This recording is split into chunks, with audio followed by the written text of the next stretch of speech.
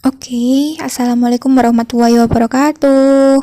Apa kabar semua? Semoga baik ya.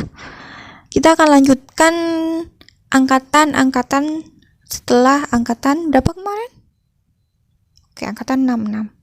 Jadi setelah angkatan 66 ada angkatan selanjutnya. Dan apa saja itu?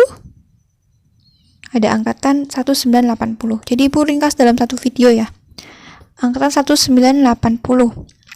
Nah, angkatan 1980 ini ciri-cirinya bagaimana? Ciri-cirinya memiliki banyak roman percintaan. Jadi temanya tuh banyak banget roman percintaan gitu. Nah, selain itu banyak sastrawan wanita muncul seperti Margate, itu tenar banget saat itu.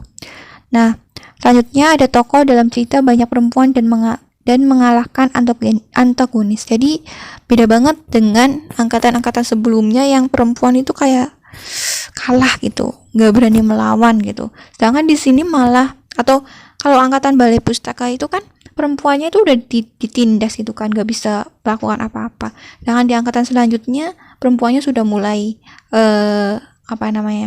mulai berani melarikan diri gitulah, walaupun belum berani melawan. Nah, sedangkan di angkatan 80 ini karena angkatannya banyak yang keluar itu perempuan gitu, mereka mulai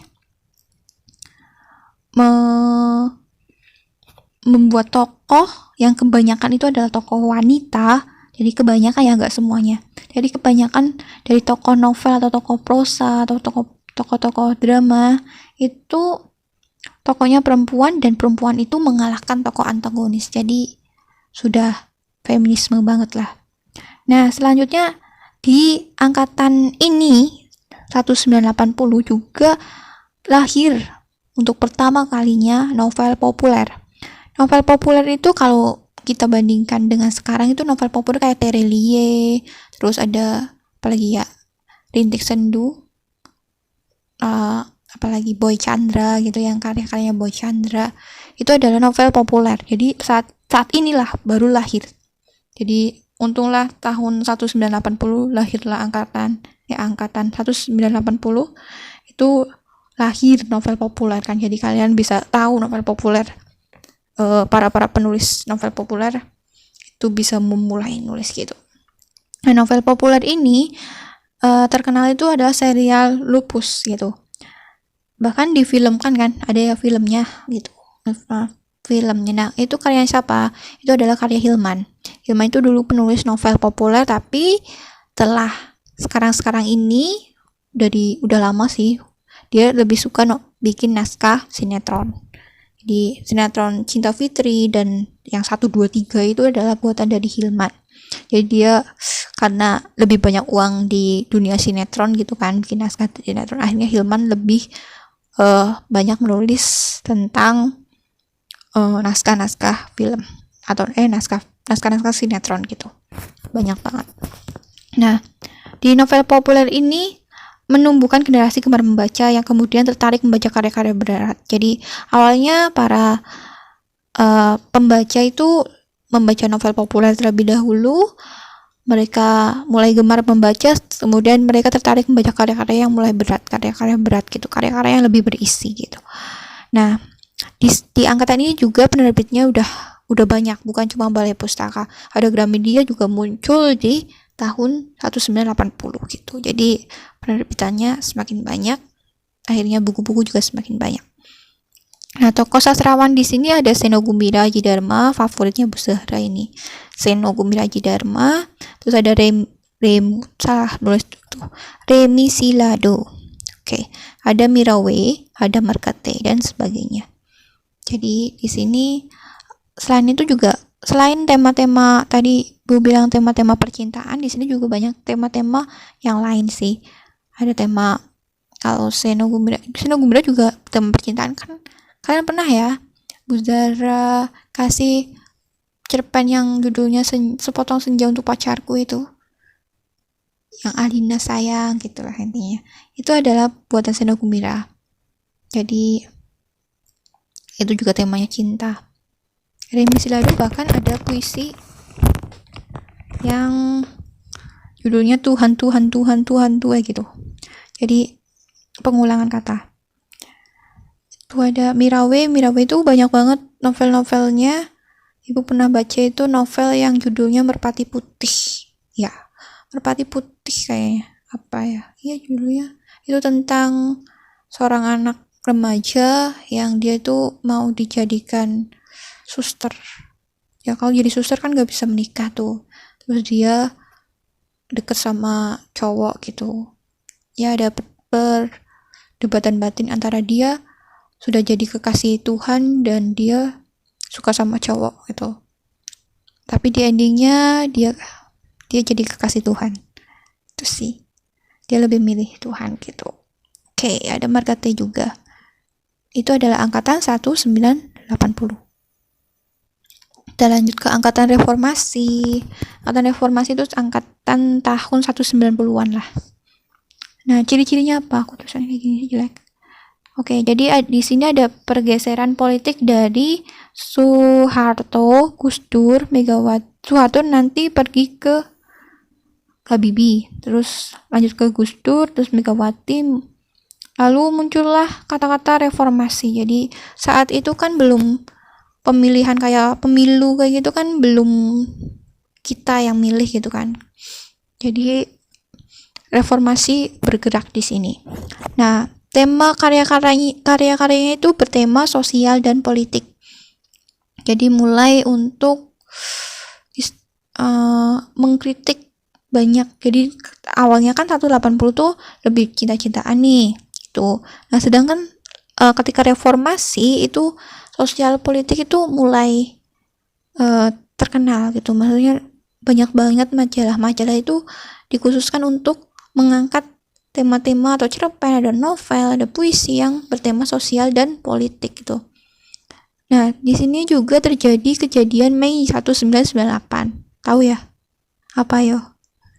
Jadi di saat Mei 1998 itu sastrawan itu gimana lah. Ibu pernah cerita tentang Uji Tukul ya. Nah, ini kejadian Mei 1998 inilah yang terjadi. Jadi para sastrawan ketika masa-masa seperti ini mereka mulai bergerak untuk menyemangati masyarakat agar kita harus lakukan reformasi gitu. Kita tidak bisa seperti ini gitu kan. Akhirnya terjadilah reformasi besar-besaran pada itu. Dan terjadi juga kejadian Mei 1998. Nah, sastrawan di angkatan reformasi ini ada Wiji Tukul, ada Acep Zamzam Nur, ada Sutarji, Kalsum Bahri, dan sebagainya. Itu yang paling terkenal sih. Gitu. Nah, di angkatan ini juga sebelumnya di angkatan ini ada banyak buku-buku yang mulai diterbitkan kembali. Jadi seperti bukunya Pramudia yang dihilangkan itu di angkatan ini mulai diterbitkan gitu. Nah, kita lanjut ke angkatan 2000. Nah, angkatan 2000-an ini hadir setelah angkatan reformasi. Ciri-cirinya apa? Feminisme. Jadi perempuan di sini terlihat sekali. Selain itu juga ada tema-tema lain sih, tapi lebih kuat feminisme. Jadi apalagi adanya yang memelopori ini adalah Ayu Utami. Jadi Ayu Utami itu membuat sebuah karya yang berjudul Saman, yang kalau kalian baca itu agak vulgar gitu. Tapi sebenarnya nggak vulgar sih, sastra itu nggak ada yang vulgar. Bedakan dengan mungkin kalian pernah membaca di Wattpad tulisan-tulisan yang kalau dibilang 16+ atau 17+ gitu kan, yang memperlihatkan atau menuliskan adegan berhubungan intim dengan sangat detail. Nah, beda dengan Saman, walaupun sama-sama memperlihatkan atau menuliskan tentang hubungan intim, tetapi menggunakan bahasa yang berbeda juga ada maknanya gitu. Contohnya gini, kalau kalian membaca karya yang ada di Wattpad yang mengenai tentang hubungan intim, mereka cuma menjelaskan dengan detail hubungan intim itu seperti apa. Tidak ada kritik di situ. Sedangkan Beda dengan Saman, ada kritiknya di situ. Selain Ayu Tami ada Jenar Maisa Ayu, itu bahkan menceritakan tentang hubungan di luar nikah gitu ya. Hubungan di luar nikah dengan cukup detail, terus tetapi itu memiliki makna yang lain gitu. Itu tentang perjuangan seorang perempuan yang oke lah, dia sudah melakukan hubungan di luar nikah, terus akhirnya mengandung atau hamil, tapi dia berjuang untuk tidak menggugurkan anak tersebut gitu. Bahkan ketika ayahnya tidak mengakuinya gitu. Itu ada apa ya, kayak hikmah gitu, gak cuma memperlihatkan hubungan-hubungan yang menceritakan, mendetailkan hubungan-hubungan seperti itu, tapi ada hikmah di dalamnya gitu. Itu bedanya dengan sastra vulgar atau sastra vulgar yang ibu maksud di angkatan 2000-an dengan novel-novel Wattpad yang jangan kalian baca, yang beberapa orang baca gitu. Ibu pernah baca sih karena penasaran gitu kan. Kok kayak gitu banget ya. Kayak mungkin kalau yang udah pernah baca agak jijik ya. Jijik gimana lah. Oke, jadi kita lanjut lah. Bahasa lebih berani nih.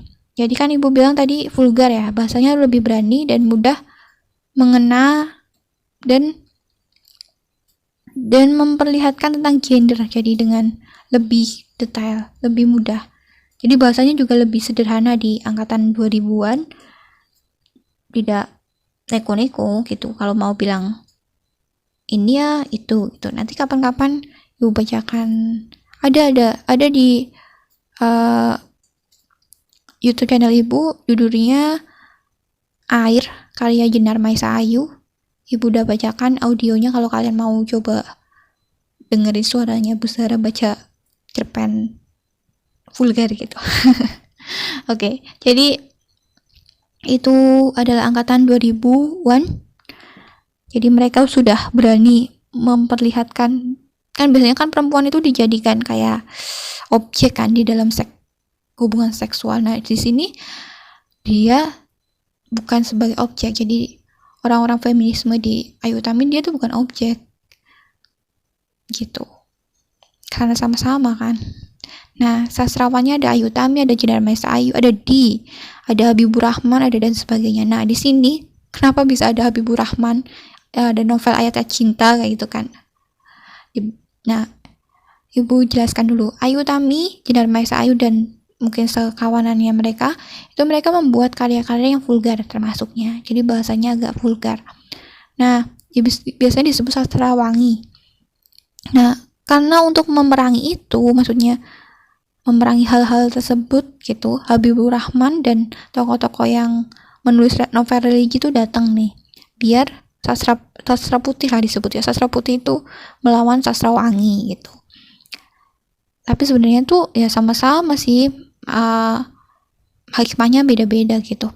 Nah, sedangkan kalau kalian tahu ya, yang bikin novel Perahu Kertas itu, yang dimainin sama Maudy Ayunda, difilmin Maudy Ayunda dan Adipati, dia itu malah netral. Jadi dia itu penulis netral, jadi dia tidak mau mengambil arah ke vulgar ataupun religi. Jadi dia itu ya netral lah gitu. Oke, gitu aja. Lanjut. Ini untuk ulangan ya. Jadi karena ibu juga butuh nilai gitu kan, akhirnya ibu buat ulangan aja. Ulangannya, buatlah esai minimal 1 halaman tentang keadaan sastra pada konflik 1998, Mei 1998. Jadi nanti dikumpulkan di Wattpad kelas masing-masing, dikirim di komentar video. Jadi linknya nanti dikirim ke komentar terakhir tanggal 12 Februari 2021. Itu satu orang satu ya, minimal 1 halaman. Jadi bagaimana sastra pada konflik Mei 1998. Kalian boleh ambil dari berbagai sudut. Mungkin dari sudut ada yang ngomongin tentang Cina, anak-anak anggota Tiongkok dulu yang melarikan diri atau novel-novel yang gitu. Ada beberapa novel yang menceritakan tentang ini. Lalu terserah kalian, yang penting kalian menceritakan sastra pada konflik angkatan 1998. Angkatan konflik Mei 1998 gitu ya. Terima kasih, sampai jumpa. Kalau ada pertanyaan kalian boleh bertanya di grup WA atau di kolom komentar gitu. Terus untuk absen kalian bisa bertanya aja di kolom komentar atau di kolom komentar aja lah biar gampang. Kolom komentar aja. Jadi kalian boleh bertanya atau menanggapi video ini. Terima kasih. Assalamualaikum warahmatullahi wabarakatuh.